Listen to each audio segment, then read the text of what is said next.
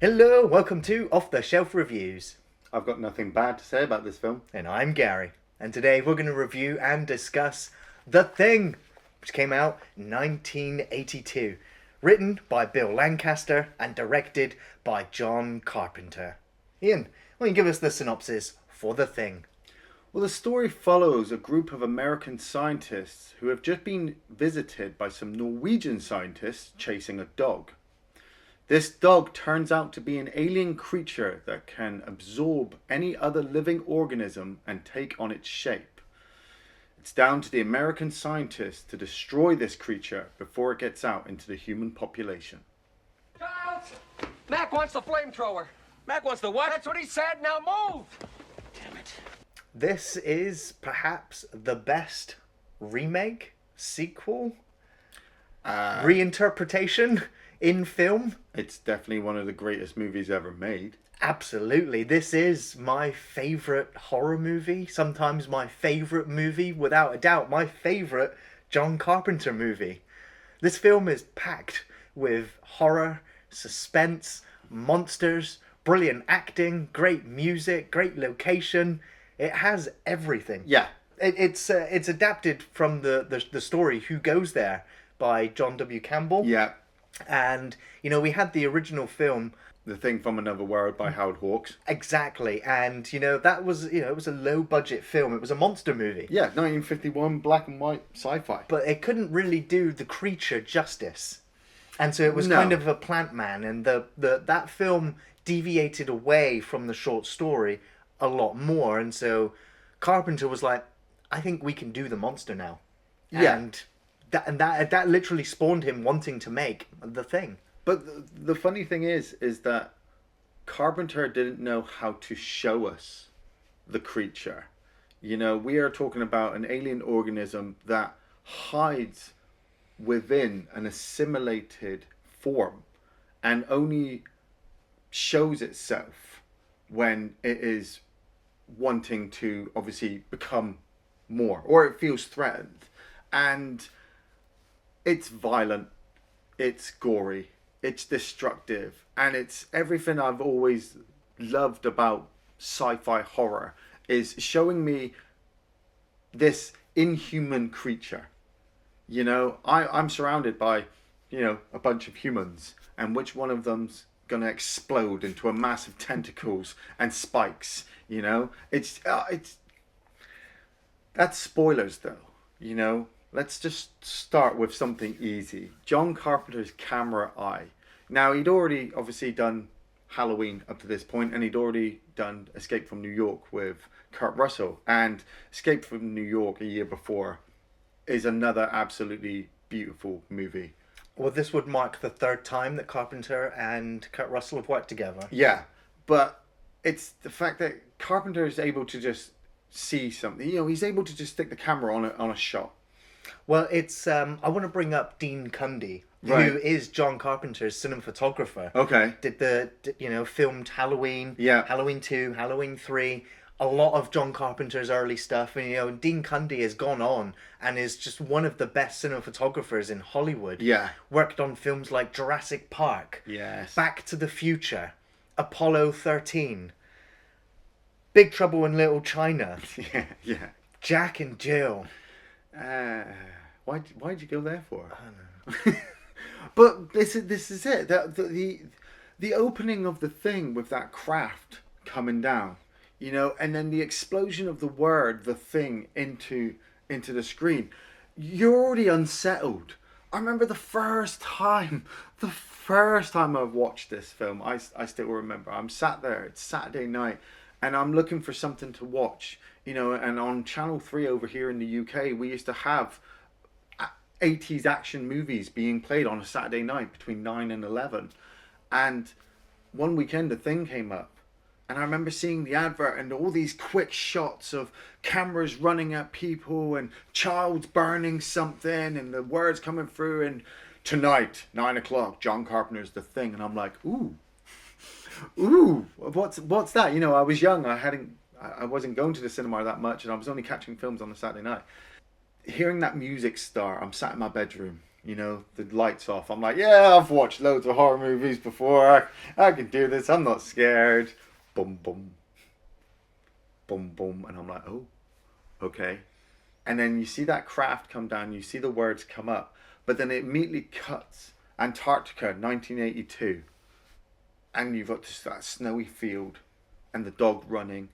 And the helicopter chasing it. And a small kid, I'm like, what the fuck's going on? Right? Why are they shooting at that dog? Yeah, why are they shooting at that dog? Later on, you're going to wish that they'd fucking hit that dog. But the brilliance of it, we don't know that yet. You know, the dog has to come to the American camp. And everybody comes running out to see what's going on. You know, there's Kurt Russell. Oh, does he ever look any better than when he's dressed as McCready? No, this is... Maybe Snake. I'd go push to Snake Plissken. Even Jack Burton. Jack Burton comes in at least third. McCready's up there 1 or 2. You've got Keith David as Childs. Keith David is just as awesome. Yeah, amazing. I mean, they live. Yeah. He'd return again. Knowles is there. Palmer is there. Copper, Norris, Bennings. Everybody's coming out. You can name them all. You shouldn't name them all at this point. You don't know who they are. But the dog comes running up and they're like, oh, why is he shooting? And then the other Norwegian pulls out a grenade. And he throws it over his shoulder accidentally, which of course blows him up. And then you see Gary break down the glass and he shoots the other Norwegian one shot right to the face.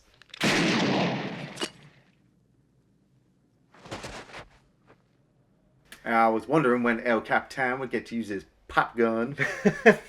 See, I've seen this film so many times that I know all of the characters. Yeah. I know that each one of the actors knows their character. And I love the fact that before they even rolled the first camera, John Carpenter said to the studio, you are going to pay all these actors for 2 weeks worth of work, and all they're going to do is hang out with each other and read lines.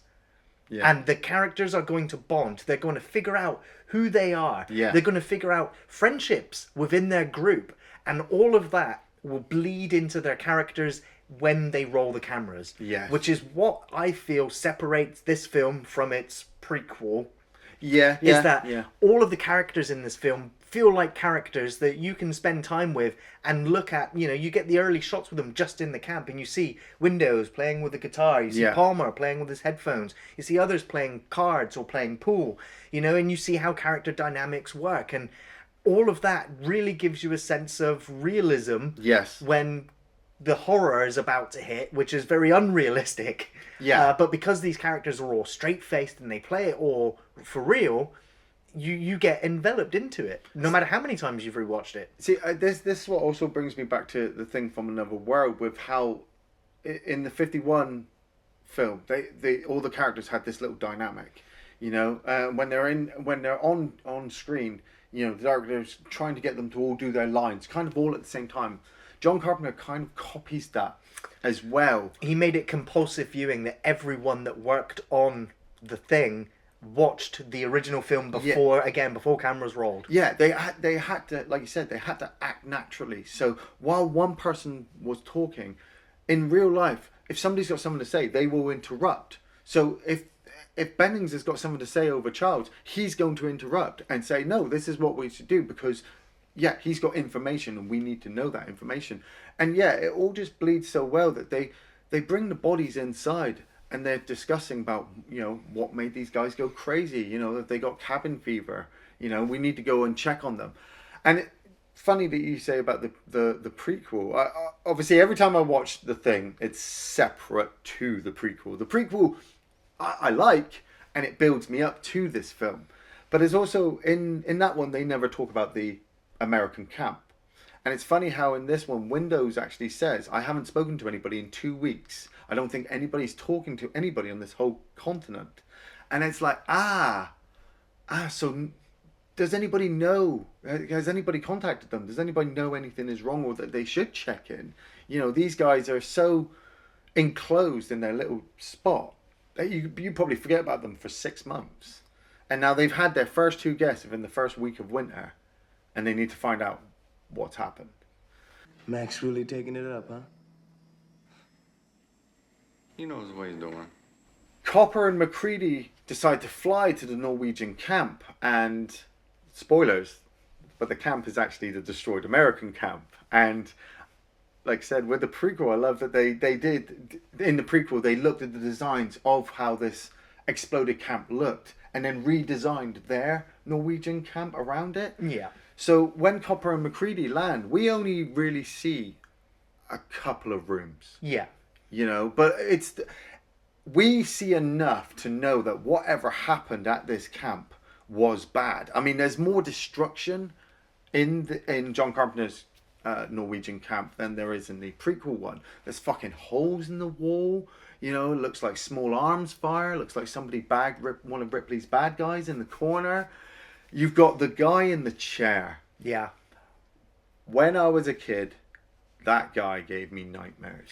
It's the frozen blood trails coming from his wrist. It's like the scream on his face. Yeah. I always questioned, was he held down or did he do it himself? Yeah, see, it would lean to me to be suicide, especially with the wrist slit. But with the whole throat slitting thing, you could imagine that somebody slit his throat. Yeah. But it's like, I kind of really don't think that happened. He must have seen something bad, though. That's Yes. what he was willing on doing to himself. Yeah. To stop whatever was coming at him. And we do see partially the body out in the snow, which The was two-headed creature. the two-headed. Is that a man in there? It's gross. It's It's- ugly. It's slimy. It's a couple of men. So you know what we should do? Is bag it and take it home with us. Is that a man in there or something? Whatever it is, they burn it up in a hurry. Let's take it indoors and study it. What do you think got these guys in their trouble in the first place? And so yeah, they bring it into the chopper and they bring it back to the American camp. And this is where Blair starts to do his autopsy. Yes, but Gary, we have jumped past one of the most vital points of the film. Oh. While MacReady and Copper were out, we see the dog that has made its way into the camp wander into a room with somebody. There was a shadow on the wall who was cast to play the shadow, and it was an actor that's not in the film. No. It was someone who looks roughly like maybe one character or two. Maybe two. But it's such an amazing shot. I had to bring it up now. It's such an amazing shot that you've seen two guys go off, and now there is nobody in the camp. John Carpenter's doing his magic with the camera of just floating and showing us the interior. And then you see this so well-trained dog. Yeah, the dog was called Jed, and they had to do a lot of takes with this dog Yeah. because it wasn't used to working on film sets. It would always look at the director or the camera or the crew, or it would miss its marks, not go where it was meant to. It was very skittish and frightened all the time. But when it does pull off those shots, like this shot where it just comes through the door and just walks into the room. It looks into one room, pauses, then looks at the other room, comes up, sees the person, pauses, then goes in. Yeah, and you're like, what was that all about? But they've returned back now with the body, and the dog is watching them. It's fucking watching them. It watched them leave, it watches watched them come back. There's something not right about this dog. And they're looking at the body, and Blair, played by Wilford Brimley, who I remember as the granddad from Cocoon. Yeah. I watched Cocoon first, and then The Thing, and then could never really watch Wilford Cocoon Brimley again. is awesome in this film.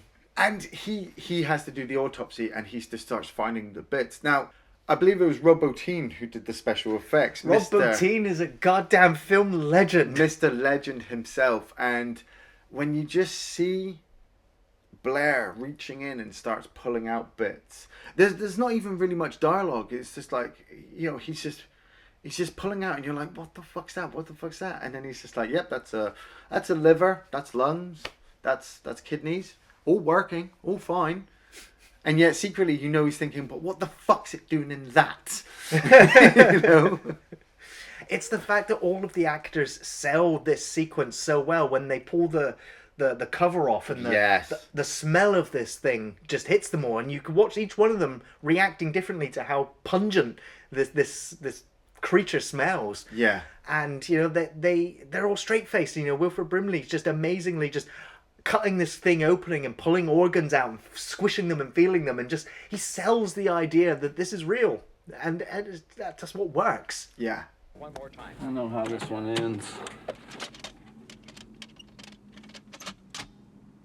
So they decide that they're going to investigate what the Norwegians were looking at, something underneath the ice. They got a very good matte painting artist to do the UFO and everything else, and he does the matte paintings for a lot of other shots in the film as well. Yeah, I mean, obviously there's a matte painting of the destroyed UFO that they go and see. Obviously in the prequel they don't go that far, but I always try to ignore that little recorded footage. You know, they just got the notes, they know where they're going to go.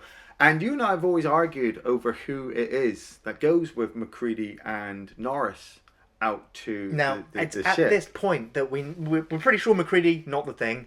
Norris, I'm like 99.9% sure is the thing at this point. Go as a first-time viewer. It is played so well that MacReady, they are telling you that MacReady is the bad guy. No, as I a never first- got that from a first time watching either. I did the shorts. You got the ripped up drawers. You've got the shorts. I mean, Fuchs finds the ripped up drawers outside, and then Knowles finds the ripped up drawers, and everything is just pointing towards.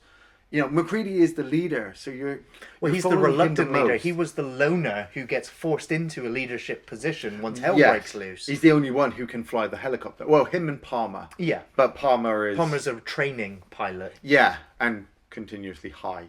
Well, you know, the actor said that he's playing this character like he just got out of drug rehab and is now here to kind of try and get his life back in order.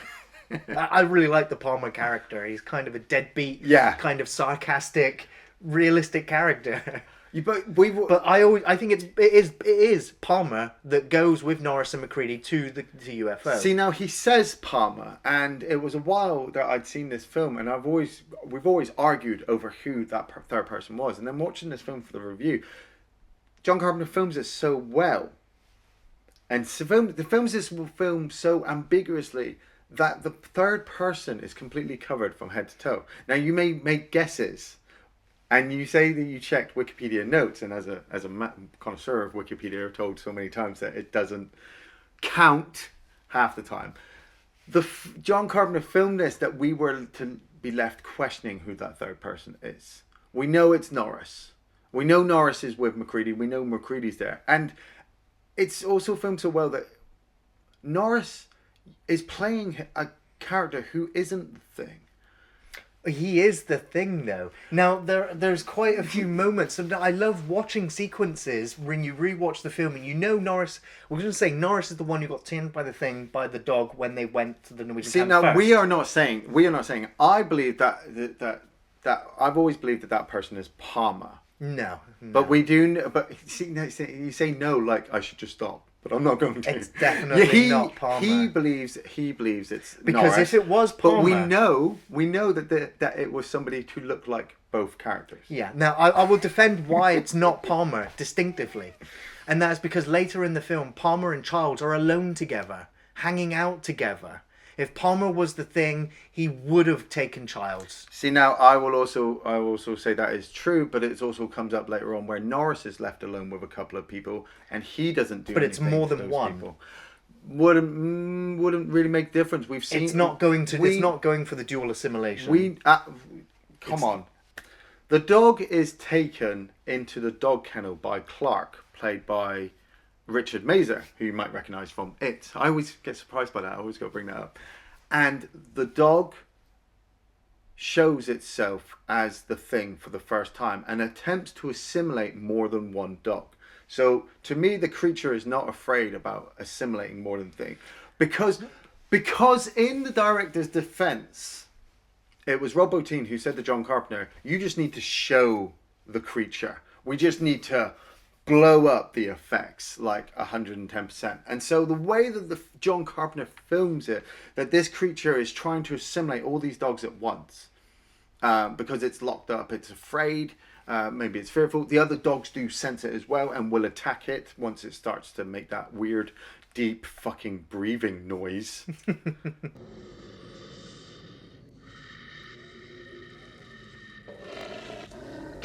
And for me, as experienced Thing watchers, we know who the Thing is at this point. But John Carpenter films it and has the actors work their lines so well that they don't know that they're the Thing until they become the Thing.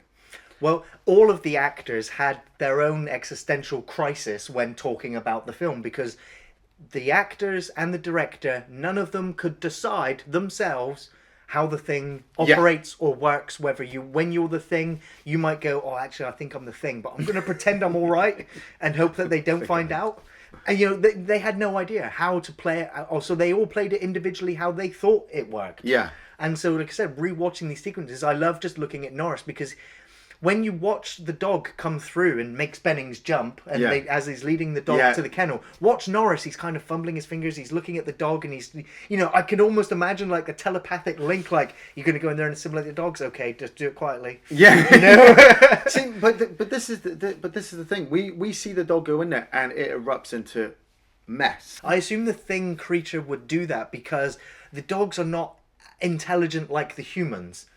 No, but what I was going to say is that the dog, when it assimilated Norris, I'll say, when it assimilated Norris, it must have only used a small part of it to do it, because it didn't break its shape. We have never seen the Thing break its form and then reassemble itself to hide itself within that form. Whenever it truly reveals itself, But we can imagine that it does. Because of that sequence. Yeah, but because we do see book, it imitating dogs again later. In the book, it was able to retain its shape, and it could absorb other things and break off. Yes, into creating separate entities. John Carpenter had it though that it never reassembled its shape. It was just became a bigger. Was because they creature. didn't want the creature to have a singular form. They wanted different surprises all the time. Yeah, exactly. So I like to imagine that something small broke off of the dog. Maybe it just licked the hand or bit the hand of whoever it saw to infect them. It jumps at Bennings the moment the dog first turns up at the can. But it doesn't get a lick on him. It's licking at his face. He's blocking it with gloved hands, but it's very close. It's very close, but it doesn't. You watch it again, he doesn't get licked. But we do know from watching Blair's reports after they've come across the dog thing that one tiny piece of this can immediately start to take over a host. And so you know at this point that the creature is still among the group, but you don't know where. And the fact that they still have the two-headed body from the Norwegian camp in storage, and Bennings is the second one to get grabbed. Love it how Bennings and Windows are getting ready to move all the stuff. Typical horror moment where Windows pulls the cover and has a good stare at it, puts the cover over, turns around, and the cover moves. But it reminds me again of Howard Hawks' movie with the ice and the soldiers. I'm going to leave you alone with this now while I go off and do this. Oh, okay, I'll be fine. And then he comes back, and Bennings is covered in orange KY jelly and tentacles and tentacled up. Now, strangely enough, it's another sequence where Windows is only gone for a few minutes, few seconds to get McCready and Fuchs, who are talking about Blair's report, and he comes back. Now, not only has the Thing managed to assimilate Bennings in this time, but it's also managed to clean up the blood that was left on the floor and cleaned up his ripped clothing. Or it's filmed so well that we don't actually see it, so we don't know. I'm just going to jump ahead here, but I don't believe the Thing needs to tear through your clothes to assimilate you. Obviously, we don't know if it's only a small particle of it. It's not going to tear through your clothes to assimilate you, And so, we see Bennings, he's lost his clothes. It's almost pulled his clothes apart. But later on, when Blair will assimilate somebody else, he has the face claw on him and he's dragging the body away fully clothed. Yeah. So he doesn't need to tear through clothing to do it. See, now, I've got a thought about that. See, up to this point, the Thing has assimilated human forms. Even if we take into account the prequel, it's only assimilated forms, and it has had to stay very well hidden among people. Now, after Bennings has been destroyed, Norris Thing, if he is still hidden within inside, and possibly Palmer Thing, are now doing their very best to protect themselves. Yeah. Blair has completely lost his mind. You guys think I'm crazy? Well, that's fine. Well, he's running computer simulations Yeah. based on the evidence. Now, Blair, I believe, isn't a thing until he goes out into the work shed. Yes. He is taken out into the work shed and somebody assimilates him while they're out there. Now, the only person that I can think of who does that is Norris, because he's the most friendliest face. He's the most peaceful out of the whole group. He's not very forceful. He's not confrontational. You're just going to send it here. Take some food out to Blair. Best time to get him. Now, the film as well has a time displacement problem. You never know exactly how long they're there for properly, or how long in between two different times, because it's like when Fuchs is alone. Joel Polis playing Fuchs has one of the best deaths, I think, even though you don't see it, because it's really unsettling how it comes about. He's alone in his room and he's studying over Blair's notes, and he sees MacReady, who, like I said, as a first-time viewer, you're suspicious about everybody. You don't want it to be MacReady, but he's there. What's he doing? Throughout filmmaking, John Carpenter always wanted secretly for MacReady to be the thing in the end. Yeah. But it was once they'd really got to the end of the film that John Carpenter was like, yeah, we don't want to do that. Yeah, we don't want to do that. But it works so well that you're suspicious about everybody. And then the lights go out in the room and Fuchs, classic John Carpenter shadow pass in front of the camera. Who's that? You get that little jump scare, you know. Fuchs is like, what's that? Runs outside with the flare and finds MacReady's clothes. It then cuts to MacReady, and MacReady says, well, the power was out in there for at least an hour. So we're looking at least more than an hour that it's been since they've seen Fuchs. And when they do finally come across Fuchs's body, he's burnt himself with his own flare. Or has he? I mean, that's MacReady's assumption that he committed suicide. But one of the others believes that maybe he was attacked and being assimilated. Why would it burn him? Right? So you can imagine that maybe he was encountered by the thing. Maybe he was attacked. Maybe he got tentacles splashed or something.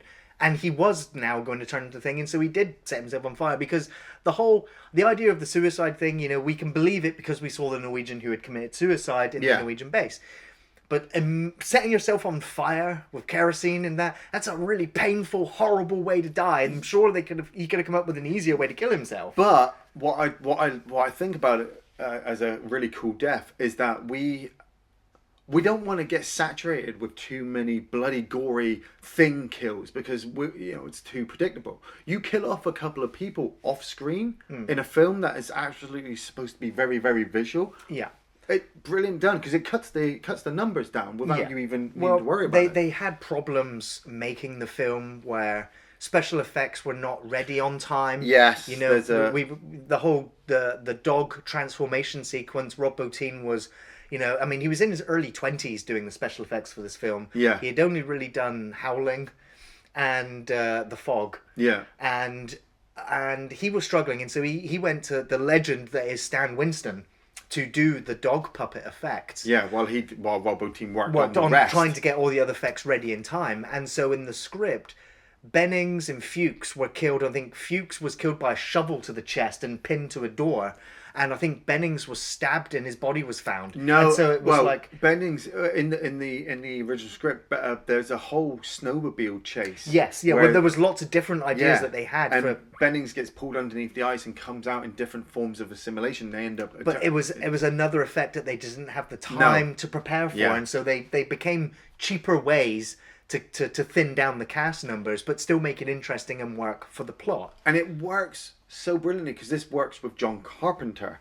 You know, I bought the Alan Dean Foster novelization, which had all these extended sequences, and read the sequences, and absolutely loved them the way I visualized them in my head. But taking myself back to 1982 with the budget and with the prosthetics that they had back then, it wouldn't have worked so well. You'd have been begging for some kind of CGI back then to make these big battle sequences.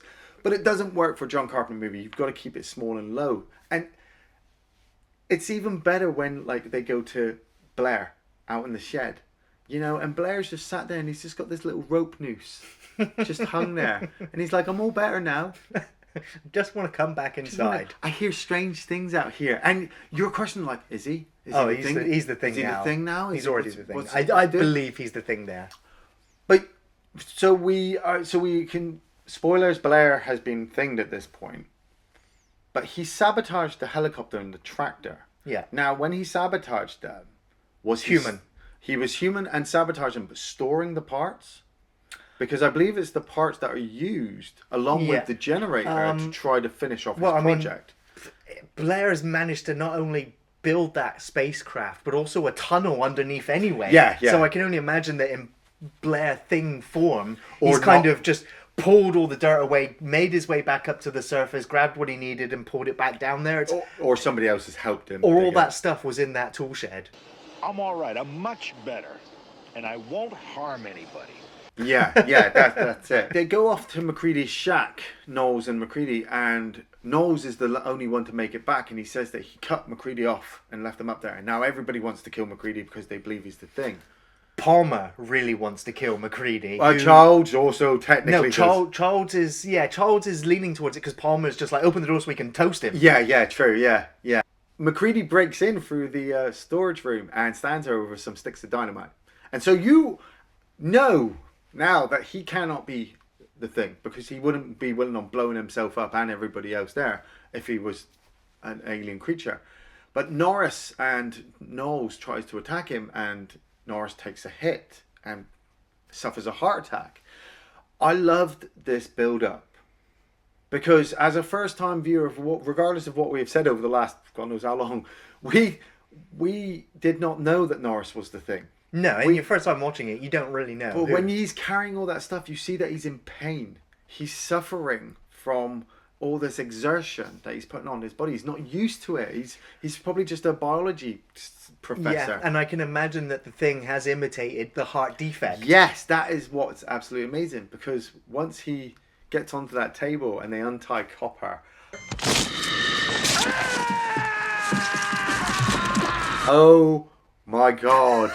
Oh my god. Clear! I shit myself when that mouth opened up and those arms went in. Now, if you pause it, you can see that Copper's arm tears like above the bite mark, and so the effect, if you look at frame by frame, is doesn't work quite like they anticipated, but the effect is over so quickly, and your mind is still just racing from the fact that his chest cavity just opened up into a fucking gnarly teeth that bit his arms off. You have an actor who had lost his arms in an industrial accident, flailing his arms with the mask of Copper on his face. It's like 2 seconds on screen, and you can't tell that's not the real actor waving his arms around. Yeah. But for the shot, it works, and then the creature erupts into something else. It harkens back all the way back to Alien with the first chest burster. Yeah. Just seeing everybody's shocked look, like, what the fuck is that? And then this Norris spider thing hanging on the ceiling. And I can only imagine, it doesn't, but I can only imagine that, if we could have the effects, this thing would scuttle. It would be, the whole room would get destroyed by them trying to burn it. But McCready burns it, and we are shocked to see the head of Norris break off, slide down the table, tongue itself all over, grow spider legs, and start to scuttle away. Now... that is just awesome. I know that today new audiences looking at that sequence just they laugh. They're like, that looks crap.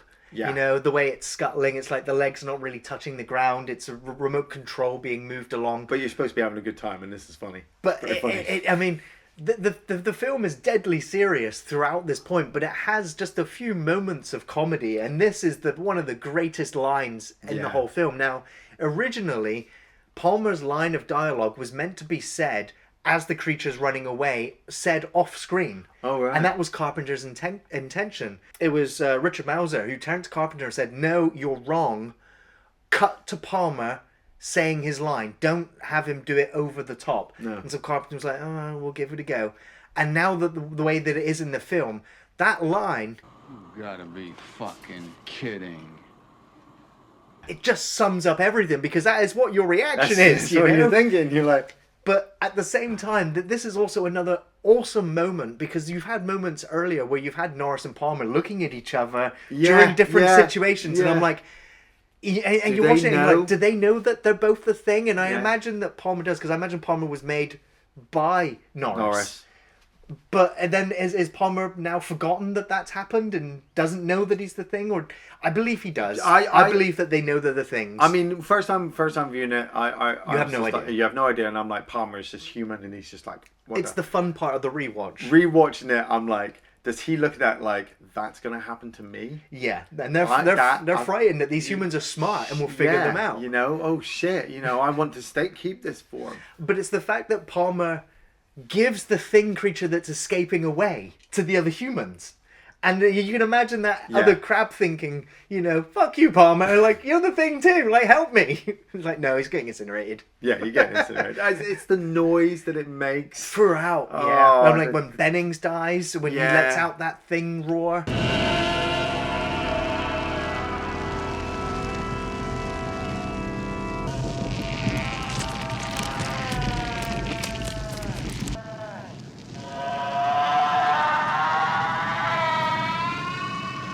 The dog creature. Unsettling. Absolutely. So, you know, the whole special effect, it worked really well. And, you know, they had the whole setup with the actor in this fake table where it was just his head sticking up and a prosthetic body. Yeah. And it took them 8 hours to get that set made up.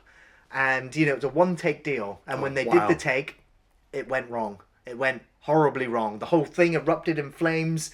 The effect was destroyed. It wasn't captured on camera properly. Shit. And so they were like, okay, so this one-time take deal, let's set it up and do it again. And so the actor had to stay in there for another 8 hours whilst they did everything. And the actor said he had back problems for a long time afterwards because of the way he was kind of angled and positioned in that thing. But that just goes to show the level of commitment the actors also had just to getting a 3-second shot in the film. Yeah. He ain't tying me up. Then I'll have to kill you, child. Then kill me. MacReady has decided at this point that it's time to do a blood test. They'd already tried to do one with everybody, but the blood had been destroyed and Paranoia had set everybody off against each other. Who do you think sabotaged the blood? See, now I was thinking this. Windows drops the keys when he finds Benning's body. That's and right. You don't see him, but you hear the keys hit the ground. You hear the keys hit the ground, but you never see how the keys get back to Gary for him to give him the it's got to have been Norris or Palmer that got to the blood. Yeah, and then got the keys back to Gary. I tend to think it was Norris. Like I said, Norris being the most peaceful guy, he's come across the keys, sabotaged the blood, and sabotaged the blood. I think within the because there is quite a bit of a time delay as well between them going after the keys are dropped to them going to because the next time you see Gary, he has the keys on his belt again. Yeah, so I tend to think that they might have just turned the fridge off, but it looks like somebody stabbed the blood. Yeah, but like I said, time displacement in this film is so off that you've just got to go with it. Somebody, mainly Norris, has gone to do the blood, stabbed it all, closed it, locked it back up, then taking the keys back to Gary. Gary's not thought about it, and then giving the keys to Copper. And Copper's gone, oh, look, somebody's got to the blood. Who had the keys last? And Gary's just like, well, I don't know, Norris. The panic of everything that's happened, the fact that none of them are sleeping right now. Yep. And so, it's all settling in. But MacReady comes up with a great idea of doing his own blood test. Now, obviously, not going from the prequel, we don't know that... You know, the thing cannot assimilate metal. We just know that every single part of this creature works as a whole. So, as MacReady explains it, blood to the thing is its own thing. So if he sticks a hot needle into the blood, it will try to defend itself. And you sit there on the edge of your seat, listening to that needle scrape through the Petri dish. Yeah, and you're first time watching it, you're nerve wracking because you're like, is it a thing? Is it? Oh, it's not a thing. Like Knowles, you're okay. Like Knowles' face. Knowles is like, oh, thank God. Yeah, and you're like, was that the thing going? Oh, thank God. No, that's actually Knowles gone. Now, at this point as well, that Clark is getting really paranoid about MacReady. Yes. And suspects MacReady to be the thing. And you can see him holding the scalpel knife in his hand. Yeah, I love that scalpel shot. And MacReady is challenging Childs at this point with the gun cocked and aimed at Childs, ready to pull the trigger. But Clark makes his move, and MacReady just without hesitation just blasts Clark away. Yeah. And does the blood test on Clark and finds out that he was human, which makes MacReady a murderer. Yeah, I always think as well with Copper had his arms bit off. Now, as we know that the thing is every part of it is a whole. They do a blood test on Copper and he's still human, but he could still be being assimilated. He could underneath. slowly start being assimilated. Now that is something that, I mean, it's a massive offshoot, and the comic books which pick up the story after this film has MacReady go back to the wreckage of the place, and he makes sure that the Thing creature's dead, the Two-Face creature's dead, and that Copper and Clark's bodies are also destroyed by the Thing. So the comic book writers knew that there was a few things left around that you don't see fully destroyed. So it could have continued that way. And there have been fan-made theories, obviously stories going along with the Thing, where they actually tried to say that Childs is the Thing at this point, and he's able to hide within the blood, and that doesn't work for me. Hide in the what? Well, there are some fan theories that the Thing inside Childs is hiding, and so it's able to control its blood from reacting to the needle, and Palmer wasn't able to. Okay, now the film does say that every molecule of it is a separate entity when it's separated from itself. So that's why I know people can do fan theories and it's all good and it's all great to expand the story, but with the beauty that is John Carpenter's The Thing, everything is encapsulated within these 100 minutes that you can try to expand, but you really shouldn't. And it's better to know, regardless of if we're going through the prequel with Childs with the earring, or if we're going through comic book theories, the only person at this point in the blood test that is the Thing is Palmer. And the look on his fucking face when they pick up his petri dish. Every time I watch it, he just looks like, me. Oh no. The first time I watched it, I missed it. I missed that look, and then subsequently after this, what happens? Now, Dean Cundy let loose basically how you could tell who the Thing was in this sequence. Right. And that is that if you look at Gary, he's got a sheen in his eye. If you look at Windows, he's got a sheen in his eye. When you look at Palmer, there's no light reflection in his eyes. Oh. It's like the light's already gone out. Oh. Now, this theory doesn't hold up for any of the other sequences because throughout the other film, the Thing has the gleam in their eyes. Yeah. But it's at this moment when he's been busted or is about to be busted that the light kind of goes out and the Thing is basically taking shape underneath. He is ready to kill everybody in that room. Yeah. I thought you'd feel that way, Gary. You were the only one that could have got to that blood. We'll do you last. Yeah. I mean, the Thing likes to keep itself concealed until it is, revealed. And there's one hell of a reveal. But you've got to also question about how the Thing even thinks about using its form tactically. Does it even really control it? Does it just mass reproduce whatever it's assimilated? I'm trying to understand how it can recreate all of the other shapes it's been to, because by the time we've got to Palmer Thing, like, what's left of the 100 other planets it may have come from? Like, is there anything left of it? So can it take the shape of those things, or is it stuck? No, I mean, the way I understand it, that this thing is a molecule, and it hides within you. It has. Is it conscious? It has no form or shape, but it has the mental ability. It is conscious. It knows because it wants to stay hidden, and it will stay hidden within your form forever. But on a primal level, it's also very fearful because you're the Thing. You know that if I see your form, I will want to destroy you. It's like whenever we question about, oh, well, maybe it was imprisoned and maybe it was peaceful. No. The thing is violent and gory and destructive, and all it wants it to do is make other things, because that's the only way it feels safe. I don't know if it needs to make other things or if it just needs to assimilate everything. It needs to assimilate. It doesn't everything. need friends. It doesn't need friends, but it needs to assimilate everything so that it's not preyed upon. Yeah. But also on another basic level, it preys upon other things. It cannot help but assimilate and absorb. It doesn't eat. It doesn't drink. It doesn't do anything. I think maybe it does need to consume biomass as an energy source as well. No, maybe we never see it. You've never seen the thing ever need anything other than. Well, I mean, when it takes the form of somebody, it's got to stay hidden inside them, and then it has kind of agendas. So, for example, when we get to Blair, after Palmer's revealed himself and Windows has been obliterated, they head out to Blair's shed to do the test on him and find his door open, and he's been building an alien ship. Now, his agenda now is to build that ship, and everything else is secondary. So I like to think that once it took over Blair, because it takes over all your memories, Blair is a very smart man.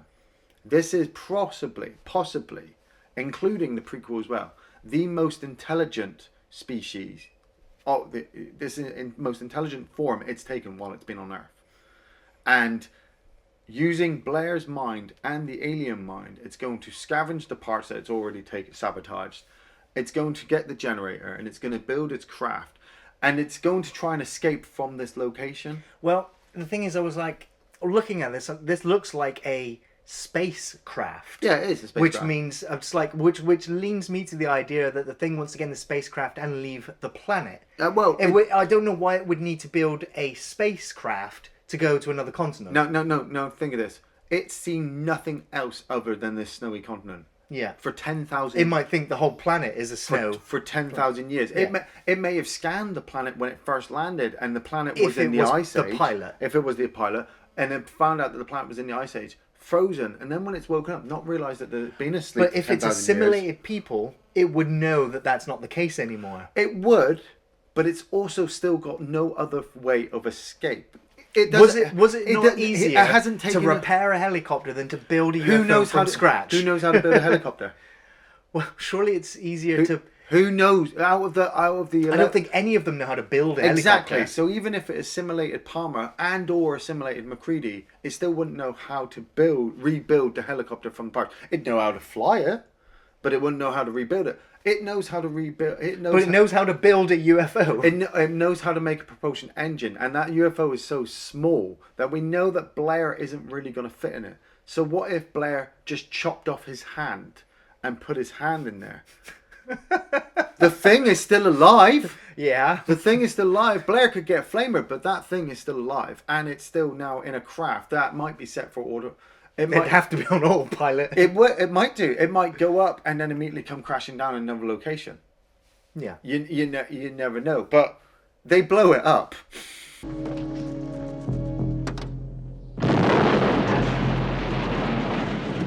They think, fuck it. But what I love as well is Child has been left behind in the camp. Yeah. And you get that awesome, brilliant camera shot from John Carpenter again of a camera just panning through, coming to the door, and the door is open. Then you see what appears to be Child. Well, it is Child. Yeah. Child escape out. He's stumbling as well. He's stumbling out, and he disappears off into the snow. Now, suspicions get arisen at this point, but personally, I like to think that he saw Blair. And chased after him. No, saw Blair and was told by MacReady before they went out. MacReady said, "We're going out to test Blair. If he comes back without us, torch him." Yeah. Now, you imagine...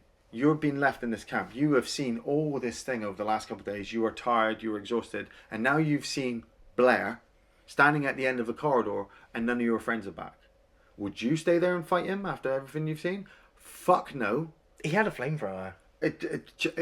That's the beauty of it. Childs has tried to keep up this aggressive male masculine tone, but he keeps backing down.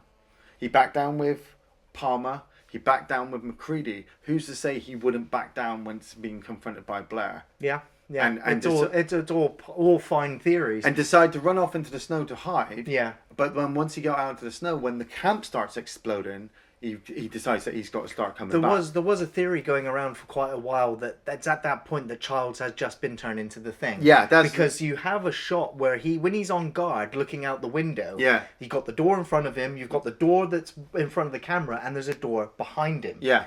Once Childs has gone out that open door, the door that was behind him is now open, which has left people to believe that Blair has come up and around, gone through the door behind Childs, assimilated him, and then Childs has run out the door. Yeah.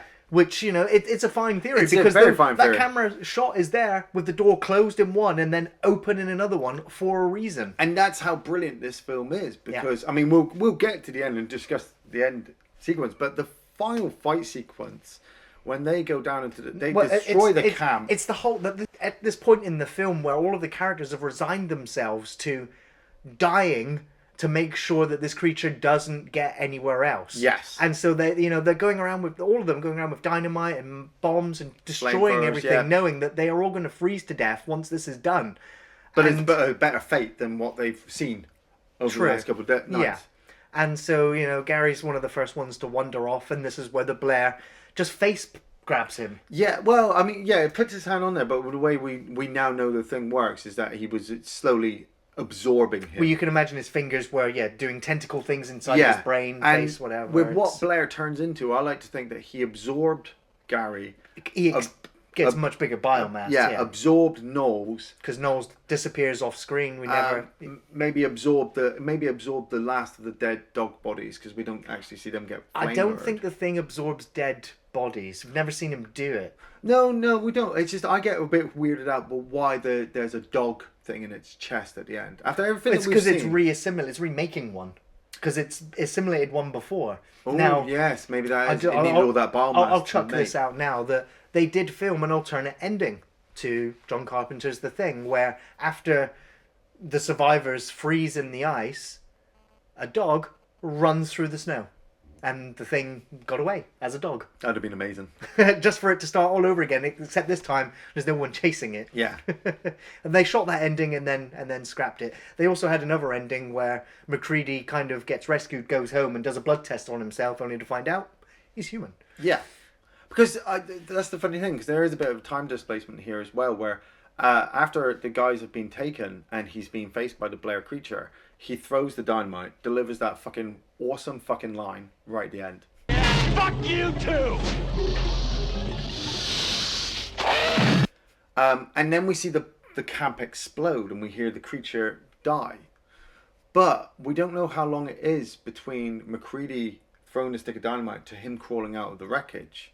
And that, for me, leaves it open that possibly, I don't believe it myself, but there is a certain hint that he could have been thinged during that time for then Childs to come back from the snow. Because, I mean, I watched this film when I was younger, like I said, first time, and when I saw them two sat there, I was just like, who is the thing? Which one of you is it? Is it either of you? It doesn't matter. The both of you are just, you're stuck here now. You have killed what we know of the creature, but we're left it open. And then so many theories got thrown at me as I grew up. Oh, you can't see his breath. Oh, he's drinking gasoline. He's drinking gasoline. He's doing this and he's doing that. And oh, Childs is this and McCready's that. And I was like, no, because I remember somebody saying to me, you can't see Childs' breath. Yeah. And I argued like fuck because that was you can see his breath. That was totally wrong. And they were like, no, it's. And I said, look, they filmed it on in Alaska. Right? There is no way that John Carpenter at that time had the technology to remove somebody's cold breath coming out. Right. It's there. Don't worry about it. Oh, but Childs has to be the thing of it. And I'm like, no, just shut up. You're not seeing it for John Carpenter's, skill. It was. He pulled it all together and got it out, and you're supposed to sit there at the end and go, who? Yeah. See, I like to believe that neither of them at this point is the thing. They both survived the encounter, and they'll both die in the snow, which is sad. Yeah. But it is a victory. Yeah. At the end of the day. Now, granted, the prequel movie does bring in the idea that the thing cannot assimilate, metal objects in the body. Childs has his ear pierced, and it's still there during this final sequence, which, I still don't allow the prequel film to interject into this one at all. But still, I still like to believe that the two of them are human at this point, and they both got flamethrowers, and and so they can both flame each other at any moment. Yeah, but who cares? It's like what McCready says. We're in no fit state. No, we can do anything about it. Even if you are the thing, I'm not going to fight you, and you're just going to freeze anyway. Yeah. Won't last long, though. Neither will we. It's a perfect ending. Carpenter and Kurt Russell were talking throughout filming how they should end this film, and that's where they decided that's the best way to end it. Yeah. Now, watching the film, and when it gets to its ending, it's perfect, and you should never tamper with it. But a part of me just occasionally gets that sequel itch. No. Where I'm just like, oh, I do want a sequel. Nope. And we had the video game, which came out, which I'm kind of happier with the film being sequelized in video game form instead of film form, because I know that you shouldn't imitate this film. You just don't do it. But part of me is just like, I want Charles and McCready to live. I kind of want them to live. And the video game is a fine exploration of continuing it. The comic books that came out, they keep McCready and Childs alive, and they go through all these other adventures. They end up on a submarine. They end up in a coastal town, fighting lots of thing creatures, and lots of it deviate from this film, which leaves a lot of it open-ended, leaves a lot of open questions for fans to rewatch the film and watch it again and again and again to formulate different theories and ideas and have conversation about it. Yeah. Without any of it ever being conclusive to being a factual point. It can't be, because being a John Carpenter fan, if you're a purist John Carpenter fan, none of his films end with a definite ending. None of them ever do. Halloween 1, not even going into the sequel. Halloween 1, Michael Myers is still in the house. Christine, the radio's still playing. The Thing, they're still sat out in the snow. Jack Burton's still driving his truck. The monster's on the back of it. Yeah, Snake Plissken's just still walking out, escaping from places. They all... Prince of Darkness is another one. I mean... we're talking about the Apocalypse trilogy. We're talking about the Mouth of Apocalypse Madness. trilogy. That's it. If you take just the 3 Apocalypse trilogies, they all end ambiguously, and that's the point. I love talking about John Carpenter's movies.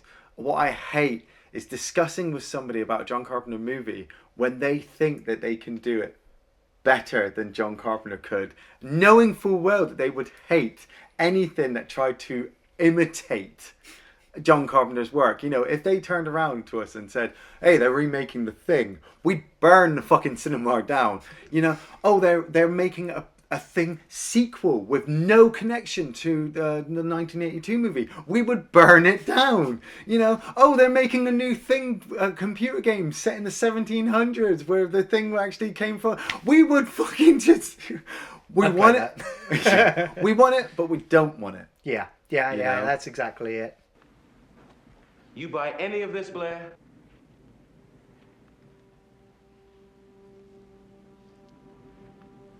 So, Ian, favourite scene? Okay, the whole movie. Done.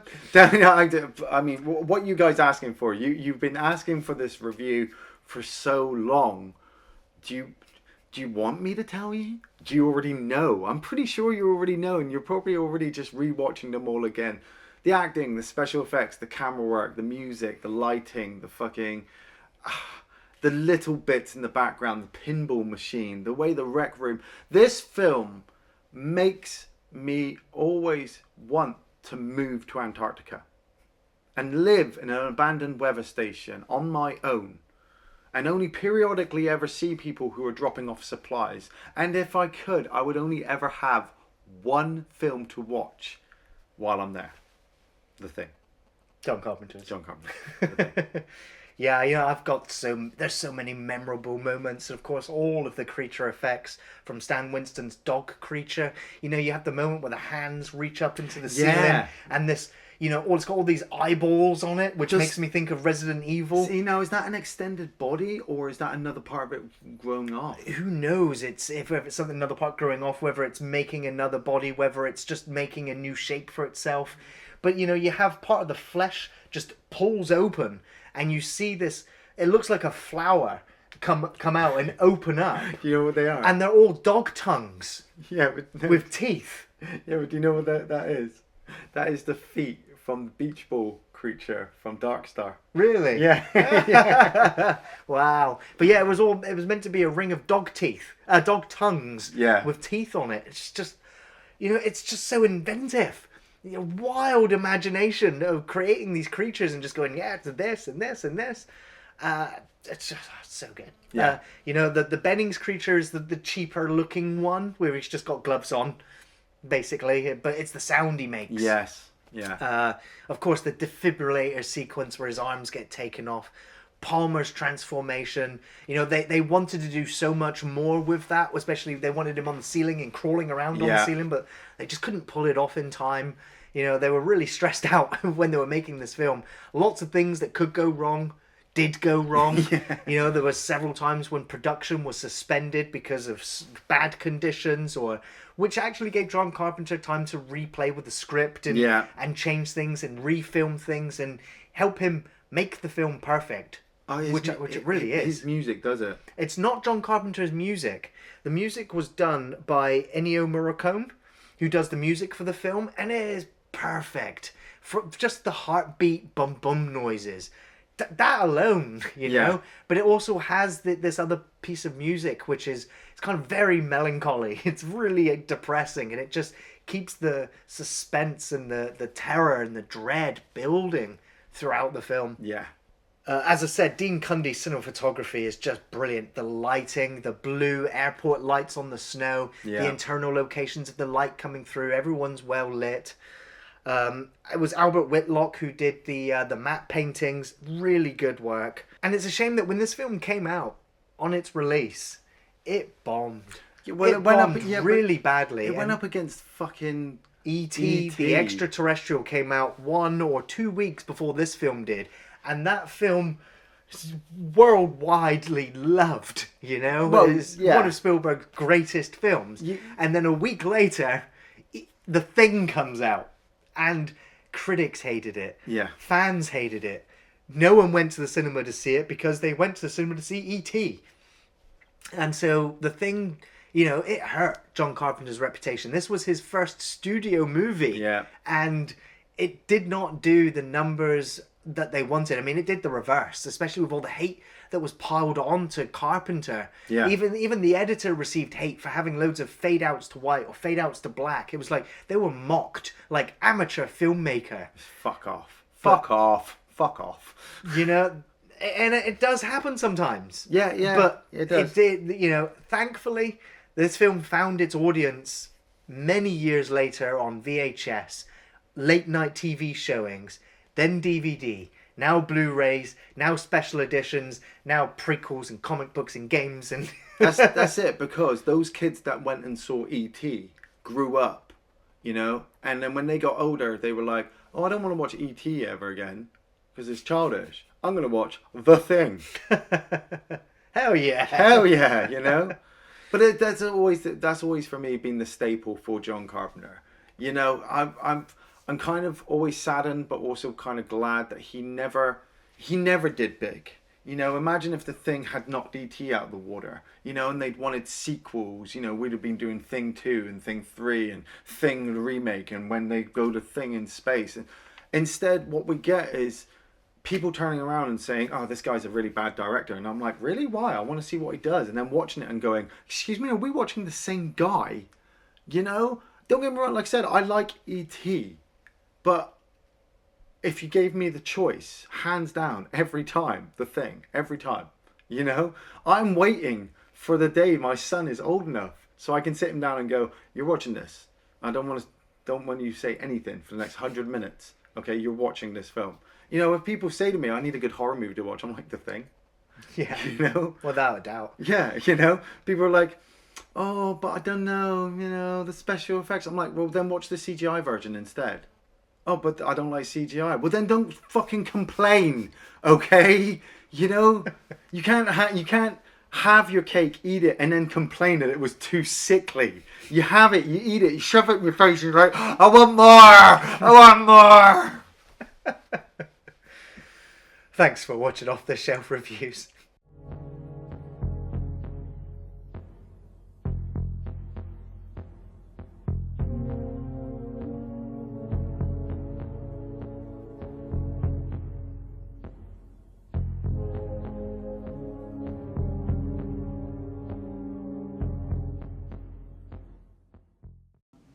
Chariots of the gods, man.